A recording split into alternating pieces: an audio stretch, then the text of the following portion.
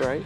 Well, now the shakeout begins after the Iowa caucuses. Mitt Romney and Rick Santorum finished in a virtual tie last night. Political analyst Stephen Caliendo is back with us, and he joins us to discuss this whole process and provide some analysis. He's a professor at North Central College in Naperville. Welcome back. Let's talk about Mitt Romney.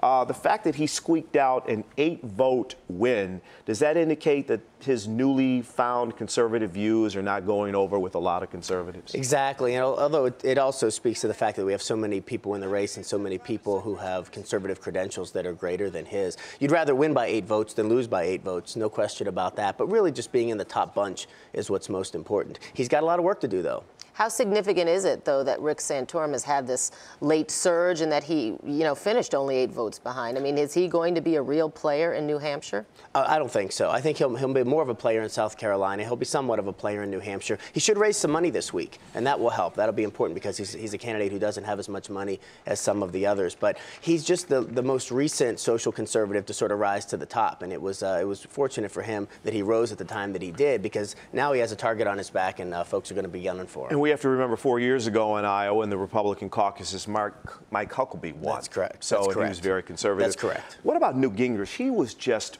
firebombed in commercials.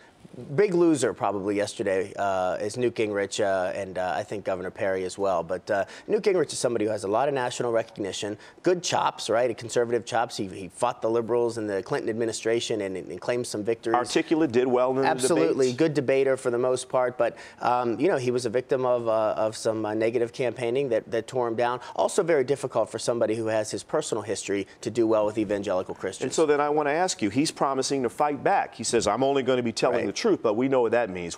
That means a lot of negative ads against Mitt Romney. Absolutely, and he has to. And it's funny because I was surprised to hear him say for the last few weeks, I'm not going to go negative, we're not going to attack each other. That's something like a political novice would say. Yeah. A veteran has to know you have to be on the offensive, especially when you have 7 or 8 people in the race. So do you think Governor Perry and Michelle Bachmann, do you think they're finished, or are they going to hang on and see what happens in New Hampshire? It looks like Governor Perry's probably going to be dropping out fairly soon, and New Hampshire's not going to be a big help for him. Michelle Bachmann, I think she's going to stick around. She was already finished before she started, really, but she's sort of an ideological purist, and she's somebody who's sort of committed to her cause, so I think she'll stick around. And this also keeps her profile very high. But what a come down for Governor Rick Perry. I mean, he entered the race as the Republican frontrunner, and then at gaffe after gaffe after gaffe, it's awfully embarrassing. It's embarrassing, lots of gaffes, and the gaffes are problematic. But you remember, part of his appeal was that a lot of people didn't know too much about him. Right. I remember Fred Thompson in 2008. The idea was if he gets in the race, the Republican, that's going to be the end of it. And it was like 8 days, and the next thing you knew, once people started looking closely, he wasn't so attractive. Professor and political analyst Stephen Caliendo, come back soon. I will. It's good to have you back. Thanks. And we want to tell people they can get more information, by the way, on Professor Caliendo's website, and that is raceproject.org. And look him up on Facebook.